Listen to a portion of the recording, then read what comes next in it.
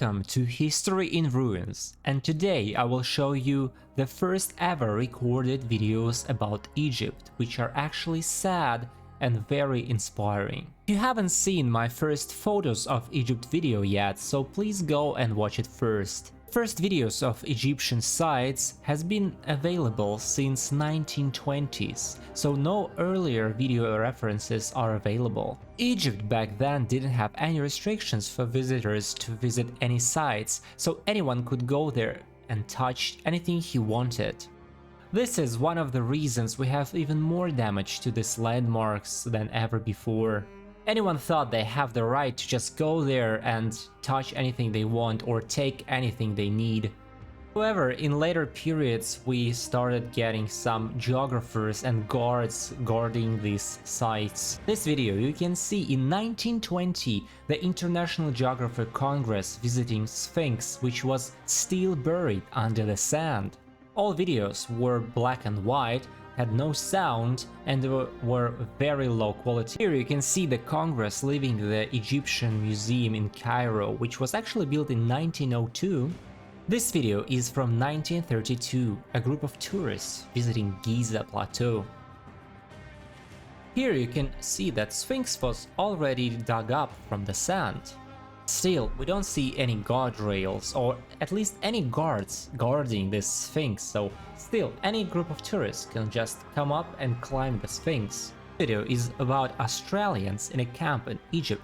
Is the earliest video I could find from 1914. In the 1920s were one of the most important excavations decades at Giza.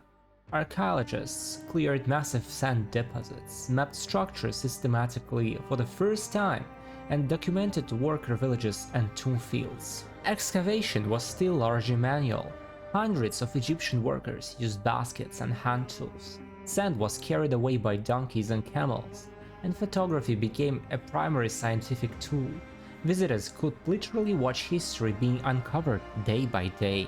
Back then, the modern buffer zone didn't exist yet, so nearby settlements extended closer to the plateau and included mud brick houses and palm groves. They were blended with agriculture. From certain angles, pyramids rose directly behind farmland, a view that existed since antiquity. So Giza back then was not isolated, it was part of everyday Egyptian life. That's why you see so many Egyptian people just walking around near the plateau. The videos you see here in the 1920s were actually a turning point politically, because Egypt gained partial independence in 1922 from Great Britain, and national pride in ancient heritage grew rapidly. Egyptian antiquities began shifting from colonial control toward Egyptian administrations, and the pyramids were becoming a symbol not just of ancient kings but also of modern national identity.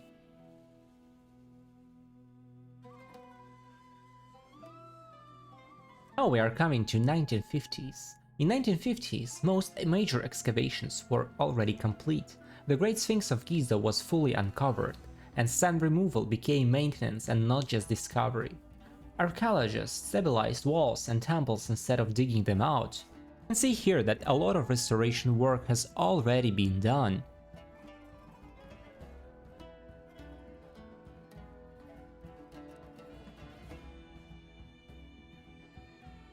This video you can see the statue of Ramesses II being ready for transporting to Cairo from the Saqqara desert. Leave it to you to decide whether it should have been done or not. This is a very video. Now we are coming to 1960s and onwards, which is actually a very modern age for the pyramids and Giza. However, it is still very different from the site we are seeing today. Watching these videos and realizing how much damage has been done to these landmarks in the last 100 years is actually making me sad every time I think about it. Gladly, modern Egypt is doing a lot of work to restore these landmarks and keep them protected and safe. But we have this video so we can compare what we have now with what we had before. Here you can see that the Sphinx stood completely excavated for the first time in centuries, while paved roads and automobiles brought growing numbers of international tourists directly to the pyramids. Cairo was rapidly expanding toward the desert, turning what had once been an isolated archaeological landscape into the edge of modern city. Under the president by that time, Egypt promoted its ancient monuments as symbols of national identity and independence, and archaeological work shifted from discovery to presentation, focusing on stabilizing structures and managing tourism. The pyramids were no longer remote ruins emerging from sand, they had become global icons, photographed now in color, featured in documentaries, and firmly connected to the modern world. You can see that pyramids were not protected at all, and the tourists could climb the pyramids and actually damage it if they wanted to.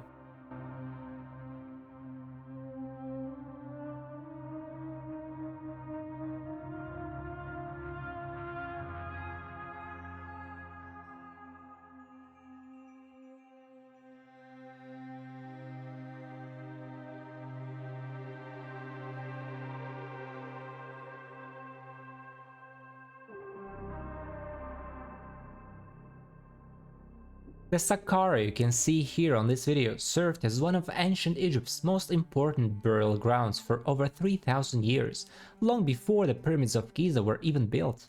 Located on the desert plateau overlooking the ancient capital of Memphis, Saqqara contains hundreds of tombs, temples and pyramids belonging to kings, nobles and officials from multiple dynasties. By the modern era, much of Saqqara had already been buried beneath desert sands, preserving its monuments but hiding their scale from the view. Excavations throughout the 19th and 20th century gradually revealed vast ceremonial courtyards, underground galleries, painted tomb chapels, and entire burial complexes stretching far beyond the step pyramid itself. Unlike Giza's monumental symmetry, Saqqara feels like an evolving city of the dead, showing how Egyptian funerary architecture developed over centuries. At its center stands the step pyramid of Djoser, constructed in the 27th century BCE and widely considered the world's first monumental stone building.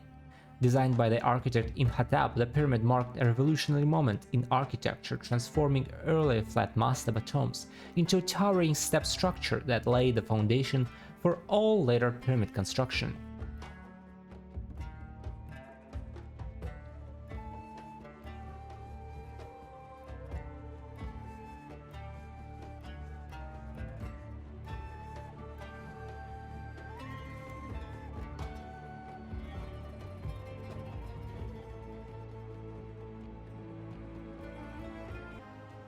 I have plenty more of old videos about Egypt, so if you want me to share them as well in the new video, you can comment this video and also subscribe to my channel so you will not miss the new videos.